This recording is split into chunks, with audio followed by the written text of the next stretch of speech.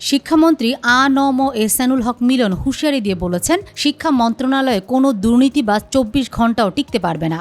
আজ থেকে শুরু হওয়া এসএসসি পরীক্ষা নিয়ে আয়োজিত সংবাদ সম্মেলনে তিনি জানান, দুর্নীতির দায়ে ইতোমধ্যে একজনকে বিদায় করা হয়েছে। প্রশ্ন ফাঁস রোধে 1980 সালের পাবলিক পরীক্ষা আইন সংশোধন করে ডিজিটাল অপরাধ ও অবহেলার জন্য শাস্তির বিধান রাখা হচ্ছে। এছাড়া যানজট এড়াতে কেন্দ্রগুলো সকাল 8:30টায় খুলে দেওয়ার নির্দেশ দেওয়া হয়েছে। প্রধানমন্ত্রী শিক্ষা উপদেষ্টা মাহাদি আমিন শিক্ষার্থীদের পরীক্ষা ভীতি দূর করে আনন্দময় পরিবেশে পরীক্ষা নিশ্চিত করার প্রতিশ্রুতি দিয়েছেন। আসন্ন ত্রয়োদশ জাতীয় সংসদের সংরক্ষিত নারী আসনের জন্য 36 জন প্রার্থীর তালিকা চূড়ান্ত করেছে বিএনপি। সোমবার বিএনপির সিনিয়র যুগ্ম মহাসচিব রুহুল কবির রিজভী এই তালিকা প্রকাশ করেন।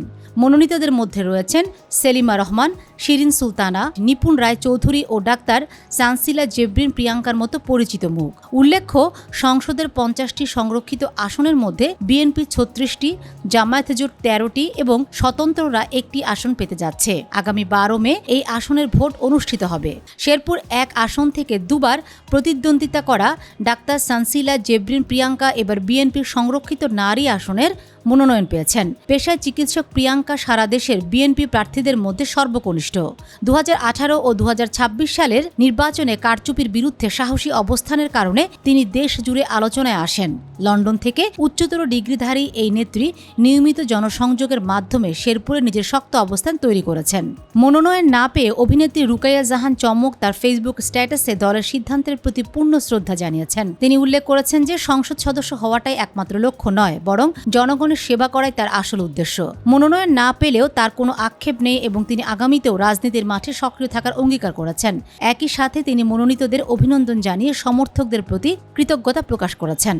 বিদ্রোহীরা প্রাথমিক চিকিৎসায় ব্যবহৃত করতে পারে এমন অদ্ভুত অজুহাতে মিয়ানমারের সামরিক জান্তা দেশজুড়ে স্যানিটারি ন্যাপকিন সহ পিরিয়ড পণ্য পরিবহন নিষিদ্ধ করেছে। মানবাধিকার কর্মীরা একে লিঙ্গ ভিত্তিক সহিংসতা ও অমানবিক হিসাবে বর্ণনা করেছেন। এর ফলে দেশটির নারীরা গুরুতর স্বাস্থ্য ঝুঁকিতে পড়েছেন এবং কালো বাজারে এসব পণ্যের দাম সাধারণ শ্রমিকের দৈনিক মজুরির চেয়েও বেড়ে গেছে। ইরান একটি মার্কিন F-15 যুদ্ধবিমান ভূপাতিত করার পর প্রেসিডেন্ট ডোনাল্ড ট্রাম্প তার সহযোগীদের উপর কয়েক ঘণ্টা চিৎকার করে ক্ষোভ প্রকাশ করেছেন বলে জানা গেছে। ওয়াল স্ট্রিট জার্নালের প্রতিবেদন অনুযায়ী ট্রাম্পের অধৈর্য স্বভাবের কারণে উদ্ধার অভিযানের সময় তাকে সিচুয়েশন রুম থেকে বাইরে রাখা হয়েছিল। এদিকে ইরানের প্রেসিডেন্ট মাসুদ পেজেশকিয়ান জানিয়েছেন, ইরান কোনো যুদ্ধ চায় না, তারা কেবল মার্কিন ও ইসরায়েলি হামলার বিরুদ্ধে আত্মরক্ষা করছে। আগামী শুক্রবার বিশ্বব্যাপী মুক্তি পেতে যাচ্ছে পপ সম্রাট মাইকেল জ্যাকসনের জীবনভিত্তিক চলচ্চিত্র মাইকেল। এতে কেন্দ্রীয় চরিত্রে অভিনয় করেছেন মাইকেলের ভাতিজা জাফর জ্যাকসন। বার্লিনে সিনেমাটির প্রদর্শনীতে জাফর জ্যাকসনের অভিনয় ও লুক ব্যাপক প্রশংসিত হয়েছে। লায়ন্সগেট আশা করছে সিনেমাটি বিশ্বজুড়ে প্রায় $70 কোটি আয় করবে। প্রবাসী কল্যাণ প্রতিমন্ত্রী নুরুল হক জানিয়েছেন, বর্তমানে 18টি দেশের সঙ্গে কর্মী পাঠানোর চুক্তি বা সমঝোতা স্মারক সই হয়েছে। সৌদি আরবের পর মালয়েশিয়ার শ্রমবাজার উন্মুক্ত করার লক্ষ্যে সরকার কাজ করছে এবং দ্রুতই সেখানে কর্মী পাঠানো শুরু হবে। এছাড়া বিদেশে দক্ষ কর্মী পাঠাতে 1 লাখ ড্রাইভার তৈরির প্রশিক্ষণ প্রকল্প চলমান রয়েছে।